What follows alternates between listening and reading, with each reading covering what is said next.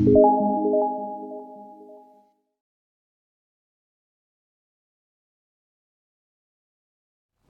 invito a abrir el Evangelio de Juan, capítulo 14, versículo 31.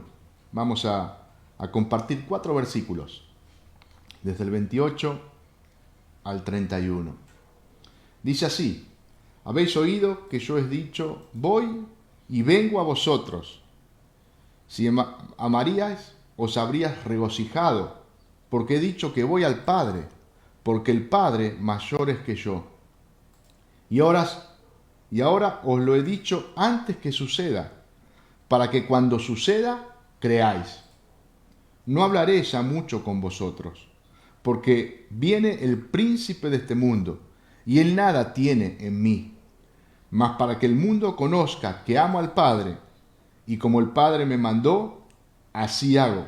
Levantaos, vamos de aquí.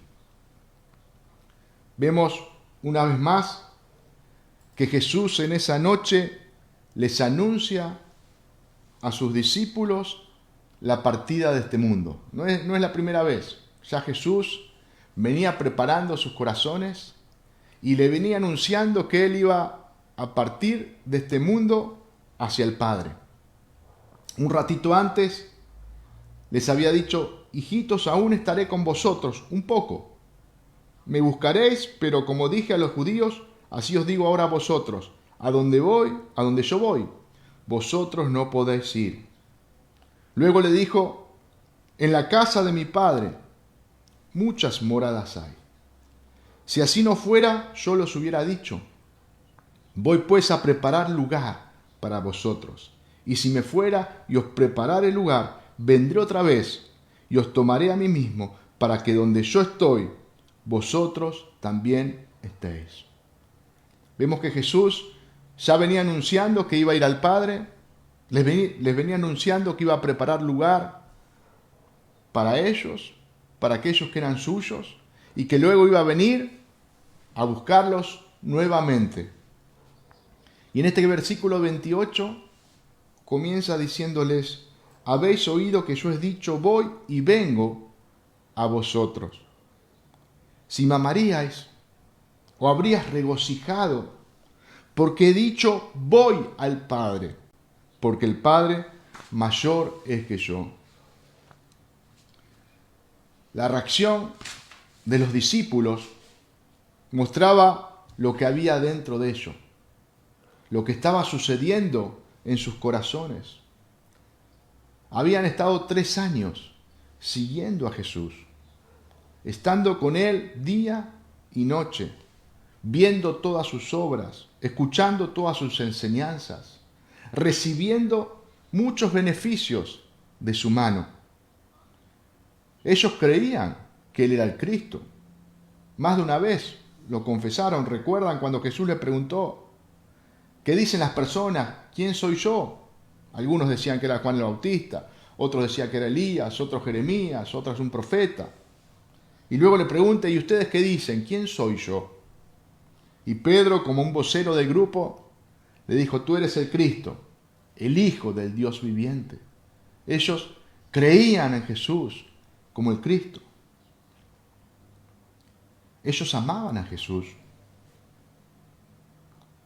Pero podemos ver, mediante esta declaración que ellos hacen, mediante lo que Jesús les dice, que ese amor y esa fe debían ser perfeccionados, debían crecer. Todavía era un amor y una fe inmadura. Necesitaban crecer, tanto en el amor como en la fe. Y para que esto suceda iban a tener que pasar por diferentes circunstancias. Su vida más de una vez iba a ser quebrantada. Solamente un rato antes Pedro le había dicho a Jesús: mi vida pondré por ti. Podemos recordar cuando Lázaro había muerto y Jesús les dice a sus discípulos que iban a volver, que iban a ir a Betania, que estaba ahí al lado de Jerusalén. Hace unos pocos días se habían ido de Jerusalén porque los judíos quisieron apedrear a Jesús. iban a volver y los discípulos tenían temor. Sabían que si volvían a Jerusalén, la vida de Jesús estaba en riesgo y también las suyas. Y por eso Tomás le declaró: vamos también nosotros para que muramos con él. Vemos que estos discípulos creían en Jesús y amaban a Jesús. Pero Jesús ahora les dice: si me amarías, os habrías regocijado. Les está mostrando que el amor que ellos tenían por Él debía ser perfeccionado. Debía todavía crecer. Que no le amaban tanto como ellos pensaban o como ellos lo expresaban con sus labios. Mostraban que en su corazón había egoísmo. Seguramente estaban analizando lo que iban a perder si Jesús moría, si Jesús se iba. No estaban contemplando la victoria de Cristo en la cruz, la gloria del Hijo con el Padre, sino que estaban pensando en ellos mismos. Y por eso estaban tan angustiados.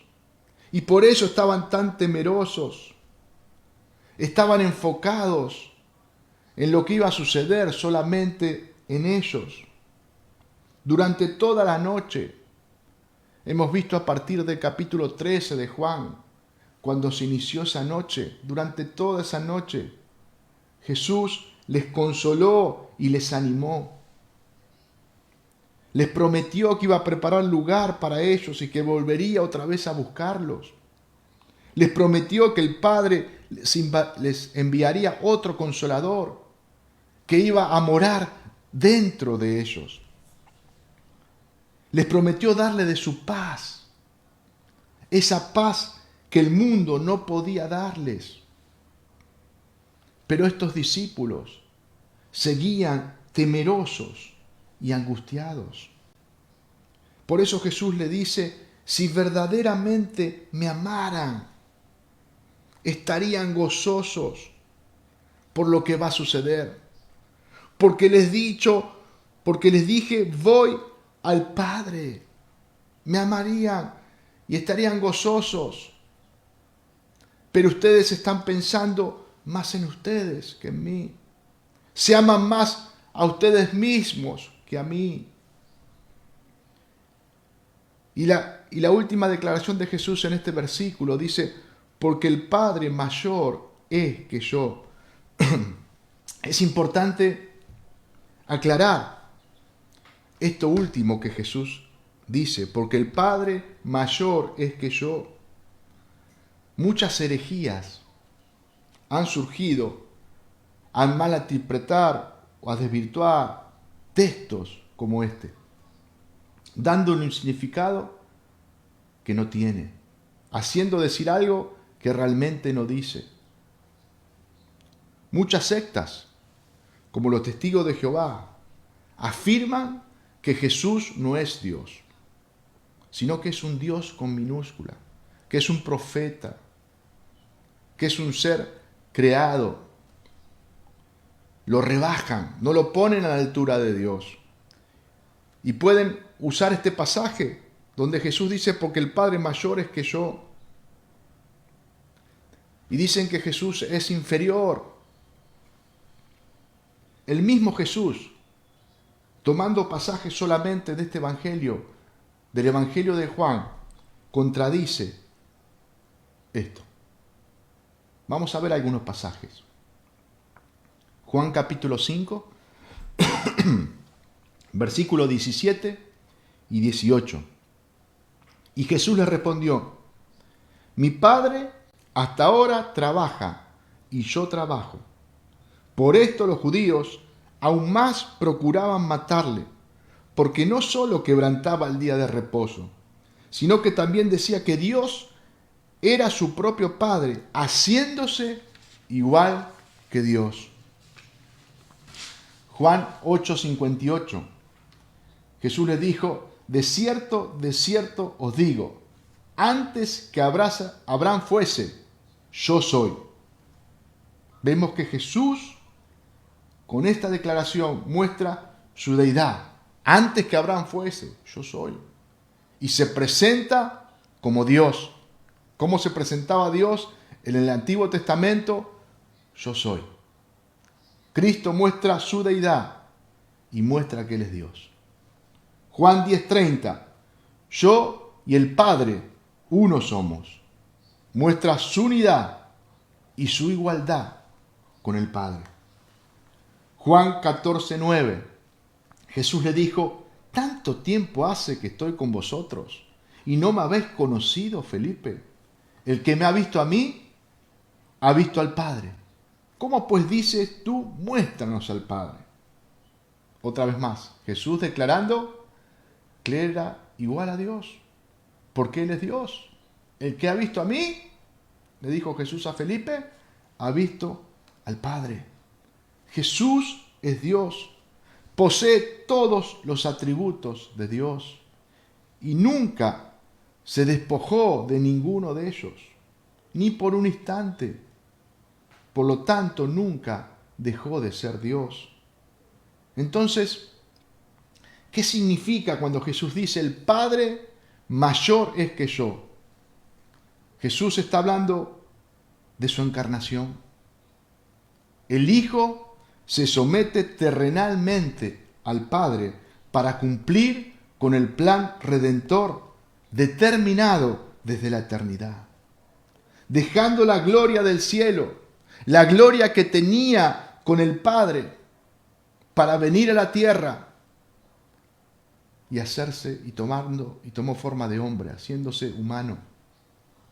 Por eso en Juan 17, cuando Jesús ora al Padre, le dice, estas cosas habló Jesús y levantando los ojos al cielo dijo, Padre, la hora ha llegado, glorifica a tu Hijo, para que también tu Hijo te glorifique a ti, como le has dado potestad sobre toda carne, para que dé vida eterna a todos los que les diste. Y esta es la vida eterna, que te conozcan a ti, el único Dios vivo y verdadero, y a Jesucristo, a quien has enviado.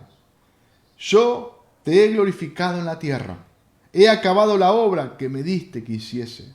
Ahora pues, Padre, glorifícame tú al lado tuyo, con aquella gloria que tuve contigo antes que el mundo fuese. Jesús habla de esa gloria que tuvo con el Padre en la eternidad. Jesús se hizo hombre, se encarnó para beneficio de nosotros. Siendo Dios, Él se hizo hombre sin dejar de ser Dios. Ese es un misterio que muchas veces nuestra mente no llega a comprender, pero es una verdad que la Biblia nos revela. Jesús fue 100% hombre, pero fue 100% Dios. Nunca dejó de ser Dios. Por eso es tan importante entender, interpretar lo que la palabra nos enseña para no cometer herejías. No hay diferencia alguna entre Dios Padre, Dios Hijo y Dios Espíritu Santo. Solamente hay distinciones, no hay diferencias. Tienen funciones diferentes. Son tres personas, pero son un solo Dios en esencia. Jesús, siendo Dios, se humilló haciéndose hombre. Y esto nos tiene que llevar a contemplarle a Él, a adorarle a Él, a glorificarle a Él, a que nuestro corazón esté lleno de gratitud hacia Él. Él dejó la gloria del Padre para venir a esta tierra. No tenía ninguna necesidad de hacerlo, pero lo hizo por amor a nosotros. Hizo esto para nuestra salvación. Y en este versículo que hemos leído, Jesús le está diciendo a sus discípulos que ellos deberían regocijarse porque Él iba al Padre, porque nuevamente iba a tener la gloria que siempre tuvo desde la eternidad. Cristo iba a ser glorificado a través de su muerte y resurrección. Y el Padre iba a ser glorificado a través de la obra de su Hijo amado. Pero vemos que esta noticia no trajo regocijo en los corazones de los discípulos, sino que esta noticia trajo angustia y temor. Y esto sucedió porque se amaban más a ellos mismos que a Jesús. Su amor tenía que ser perfeccionado. Pensaban más en sus beneficios y en sus pérdidas que en que Jesús sea glorificado. Este texto, hermano, nos lleva a examinar nuestra vida. Este texto nos lleva a examinar nuestro corazón. ¿Cuántas veces con nuestros labios decimos que amamos a Jesús? Pero debemos examinar si realmente le estamos amando. Si realmente deseamos que por sobre todas las cosas su nombre sea glorificado. Si estamos dispuestos a pagar el precio en nuestra vida para que esto suceda. ¿O será que nuestro mayor gozo está en los beneficios que puedo recibir de Él para mi vida y no que a través de mi vida su nombre sea glorificado? ¿Dónde está el verdadero gozo en mí? Cuando recibo los beneficios que Él me otorga en esta tierra o para la eternidad, o me gozo realmente aunque tenga que padecer diferentes aflicciones, diferentes circunstancias adversas,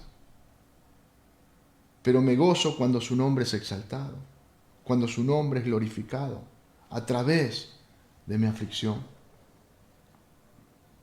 Hermano, esto nos muestra que nuestro amor por Él debe seguir siendo perfeccionado.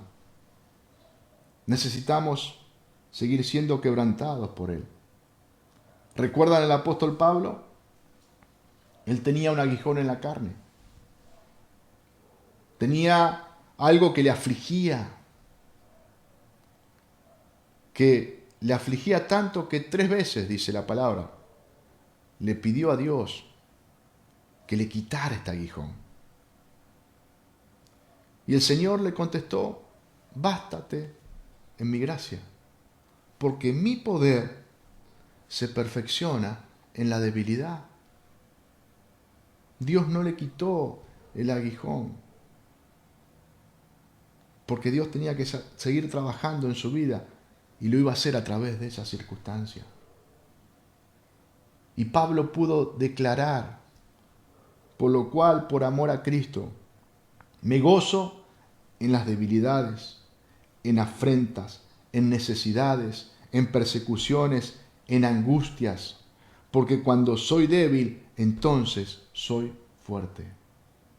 Pablo podía gozarse en todas esas circunstancias por amor a Cristo, porque en esas circunstancias donde él era quebrantado, donde él era afligido, el amor hacia Cristo era perfeccionado y Cristo era glorificado a través de su vida. El versículo 29 que hemos visto nos dice: y ahora os lo he dicho antes que suceda, para que cuando suceda creáis. Primero les habla de que ellos no le amaban, y ahora les habla de que cuando suceda, le estábamos enseñando esto, le estaba hablando esto, para que cuando esto pase, crean. Y si nosotros vemos las vidas de los discípulos, podemos ver que eran hombres que creían en Jesús, que habían creído en Jesús, que habían confesado, como vimos al principio, que era el Cristo, que le habían seguido. cuando muchos le abandonaron. Y Jesús le dijo, ¿se quieren ir también ustedes? ¿Recuerdan? En Juan 6. Y Pedro le dijo, ¿a quién iremos? ¿A quién iremos? Tú tienes palabras de vida eterna. Vemos que tenían esos destellos, que creían en Jesús, pero también vemos hombres con muchas dudas, donde Jesús más de una vez les confrontó por sus faltas de fe, por sus temores, por sus dudas. Hacía poquito, como hemos leído antes, Jesús le confrontó a Felipe diciendo, Felipe, aún no me conoces. Tanto tiempo estando con usted y no me conoces. ¿Qué le estaba hablando Jesús? ¿De un conocimiento físico? No. Ellos conocían a Jesús, hacía 3 años que estaban viviendo todos los días con él. ¿Le estaba hablando de un conocimiento intelectual? No. Sí, ellos habían escuchado todas las enseñanzas de Jesús. Habían visto todas las obras de Jesús. Le estaba hablando de una comunión distinta, de haber creído realmente en Él, como Dios. Le estaba hablando de que esa fe todavía debía crecer, que esa fe debía ser perfeccionada. Y para eso iba a tener que ser quebrantados, iba a tener que suceder cosas en sus corazones. Nuestra fe, hermano, debe ser perfeccionada. Nuestra fe debe ser fortalecida. Y esto sucede a través del obrar del Espíritu Santo. Este sucede a través de la comunión que nosotros podemos tener diariamente con Él en nuestra vida de oración. Y esto sucede a través de su palabra, la cual nos lleva a un conocimiento cada vez más profundo de la persona de Jesucristo y nos lleva a tener una comunión más íntima con Él. Hermano, aquel cristiano que es perfeccionado en su fe, cada vez se interesa más por conocer a Cristo, pero no de una forma intelectual, sino de una forma íntima, de tener esas experiencias personales con Jesús, de ver realmente y de contemplar quién es ser para adorarle, para glorificarle con su vida. Pablo decía, y ciertamente aún estimo todas las cosas como pérdida por la excelencia del conocimiento de Cristo Jesús, mi Señor, por amor del cual lo he perdido todo y lo tengo por basura para ganar a Cristo. Vemos que Pablo había dejado a un lado todo su conocimiento intelectual, todo el bagaje que él podía traer. Pablo era un maestro de la ley. Había estudiado con Gamaliel, con los mejores maestros de ese tiempo. Tenía un gran conocimiento, pero todo ese conocimiento que él podía tener de Dios lo tenía como basura para conocer a Cristo. Él deseaba tener esa comunión con Cristo para conocerle a Él, para ganarle a Él, dice. Pablo acá no nos habla de un conocimiento intelectual, hermano, sino nos habla de una experiencia real, de una comunión verdadera con aquel que le había redimido, con aquel que le había salvado, con el Dios verdadero. Una relación íntima a través de la oración, a través de su palabra, a través del servicio.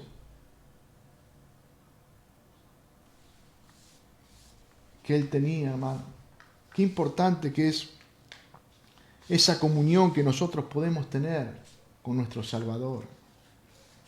Qué importante que es ese conocimiento que nosotros podemos tener de Él. Vemos que Jesús le dijo a sus discípulos lo que iba a suceder. Jesús le dijo lo que iba a pasar. Y los discípulos hasta ahí no creían en Él. Mateo 8, 25, 26 dice, y los discípulos le despertaron diciendo, Señor, sálvanos que perecemos. Cuando estaban en el medio del mar, ¿se acuerdan? Tenían temores, tenían dudas. Y había muchas cosas que todavía en ellos no cerraban. Pero Jesús les dice, les digo esto, para que cuando pase, crean. Las palabras que Jesús le estaba anunciando acerca de su muerte y resurrección iban a fortalecer la fe de estos discípulos cuando esto sucediera. Juan 2:19 nos dice, respondió Jesús y dijo, destruir este templo. ¿Se acuerdan cuando Jesús entró en el templo y se confrontó con los líderes religiosos y les dijo, destruid este templo y en 3 días lo levantaré? Dijeron luego los judíos, en 46 años fue edificado este templo y tú en 3 días lo levantarás. Mas él hablaba del templo de su cuerpo. Y ahí nadie lo había entendido. No lo entendieron los judíos, los líderes religiosos y tampoco los discípulos. Y el versículo 22 dice, por tanto, cuando resucitó de entre los muertos, sus discípulos se acordaron que había dicho esto y creyeron la escritura y la palabra que Jesús había dicho. Cuando esto sucedió, se cumplió lo que Jesús les dijo. Se acordaron. En ese momento no lo habían interpretado, no lo habían entendido. Pero la palabra que Jesús le había dicho produjo fruto. Y cuando se acordaron, creyeron en la Escritura. Hermano, qué importante que es conocer a nuestro Dios.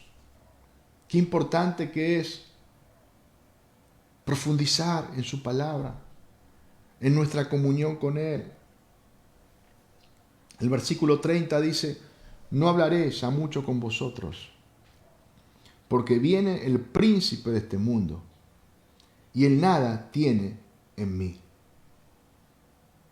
Jesús le está advirtiendo lo que iba a suceder. No hablaré ya mucho con nosotros.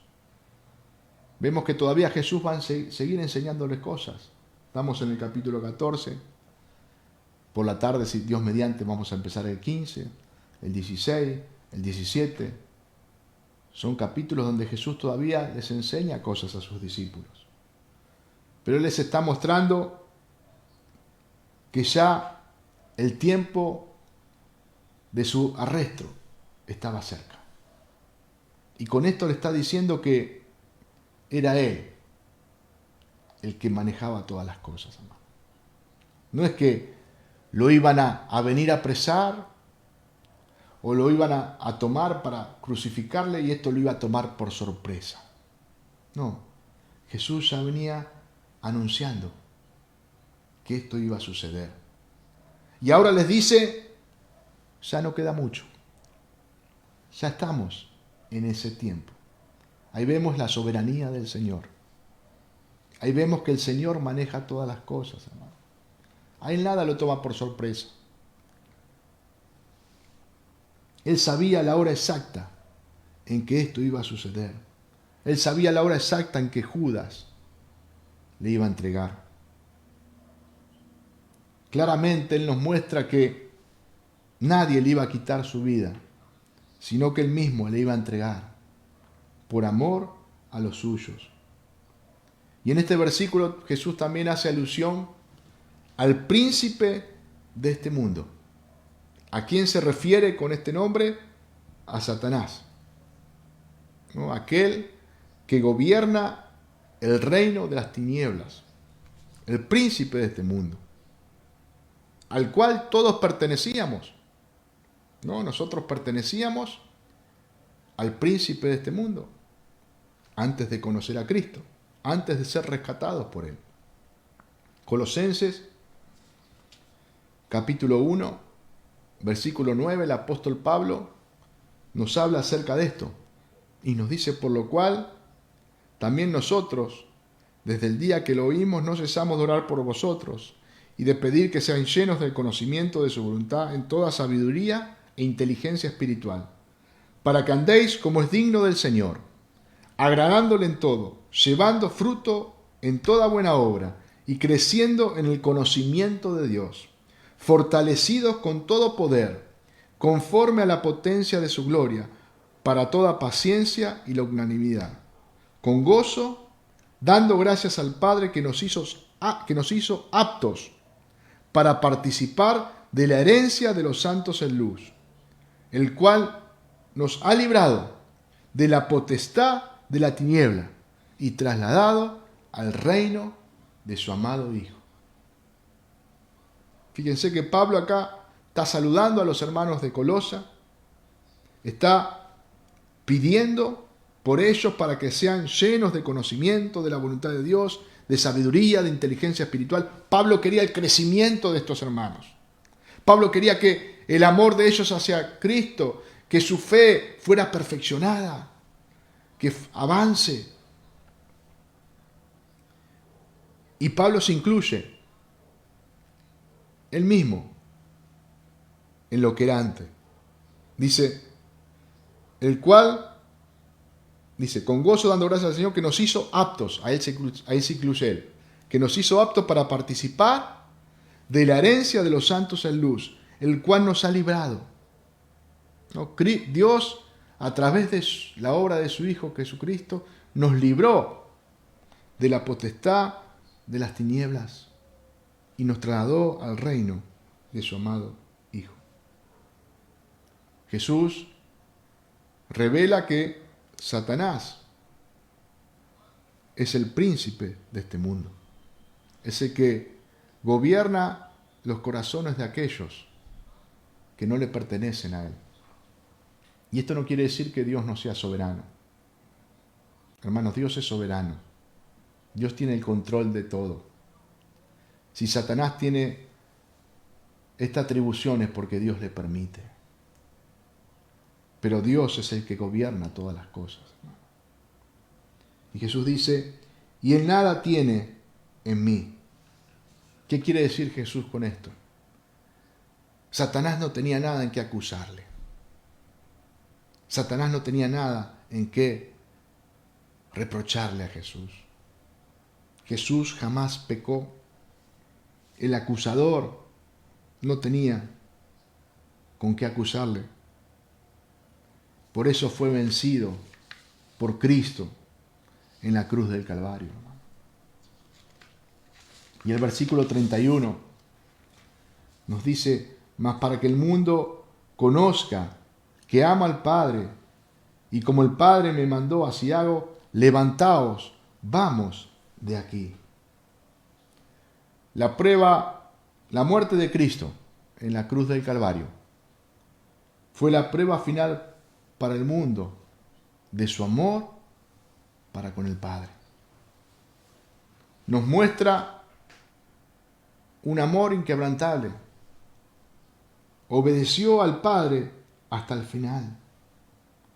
Como dice Pablo en Filipenses, fue obediente hasta la muerte y muerte de cruz. Hermano, este texto nos enseña que la obediencia es la muestra del amor verdadero. Que la obediencia es el reflejo de que estamos amando verdaderamente a Dios.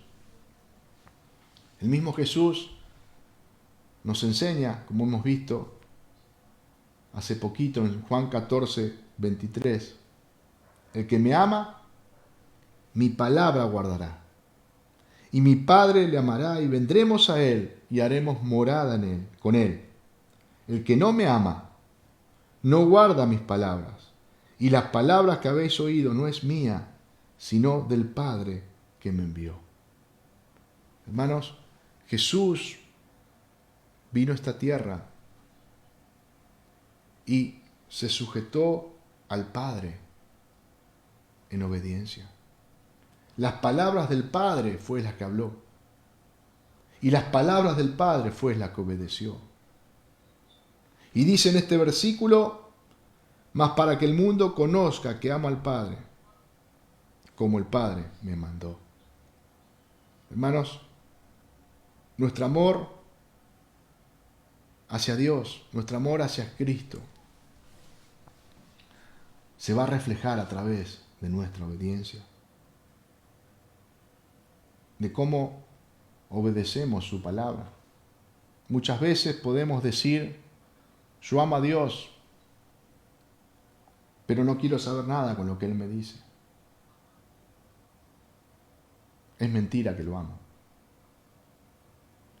Yo amo a Dios, pero hago lo que a mí me parece. Es mentira que lo amo. El que me ama, dijo Jesús, mi palabra guardará. El que me ama se va a esforzar por obedecerme. Y cuando no lo hace, va a haber dolor en su corazón. Se va a arrepentir. Va a reconocer que le ha fallado a Dios, hermano. No le va a dar lo mismo. Muchas veces decimos amar a Dios, pero no es un amor genuino, no es un amor verdadero. El amor verdadero sí o sí se traduce en obediencia. El amor verdadero sí o sí se somete a su palabra, hermano. Nuestro amor hacia Él y nuestra fe deben ser perfeccionadas cada día, para que podamos regocijarnos solamente en Él. Esa noche Jesús les dijo a sus discípulos, si me amarais, os habríais regocijado que os he dicho, voy al Padre. Si me amarais, estarían gozosos en sus corazones, porque voy a volver a tener esa gloria en los cielos que tuve con el Padre, porque mi nombre va a ser glorificado, porque mi nombre va a ser exaltado. Hermanos, si amamos a Cristo, nos vamos a regocijar en Él, en toda circunstancia. No vamos a gozarnos por los beneficios o por las cosas que Él nos da, sino que vamos a gozarnos por lo que Él es. Vamos a contemplar su hermosura, vamos a contemplar su santidad, vamos a contemplar su persona y le vamos a adorar. Hermanos, y vamos a estar dispuestos que a través de nuestra vida su nombre sea glorificado. Y eso vamos a desear y eso vamos a buscar. Que en esta mañana su palabra nos lleve a examinar nuestro corazón. Su palabra nos lleva a examinar nuestra vida. Y lo hagamos sinceramente, hermanos. Que podamos abrir nuestro corazón ante Él. Podamos ser sinceros delante de su presencia. De nada nos sirve ser cristianos nominales. Ser cristianos que confiesan algo con su boca, pero que en su corazón hay otra cosa. Que realmente a través de su palabra podamos ser perfeccionados en nuestro amor hacia Él y en nuestra fe. Que realmente podamos anhelar su presencia, nuestra comunión con Él, el conocimiento pleno de este Dios vivo y verdadero. Dios le bendiga en esta mañana. Le damos gracias al Señor por este tiempo. Gracias al Señor por su palabra. Y le rogamos que a través de su palabra Él nos perfeccione. A través de su palabra Él nos santifique. A través de su palabra Él vaya transformando nuestra vida cada día. Que no solamente lo que recibimos todo este tiempo sea algo intelectual, sea un conocimiento que nos quede acá, sino que ese conocimiento vaya transformando nuestro corazón y podamos ser perfeccionados cada día en Él para darle la gloria y honra a su nombre.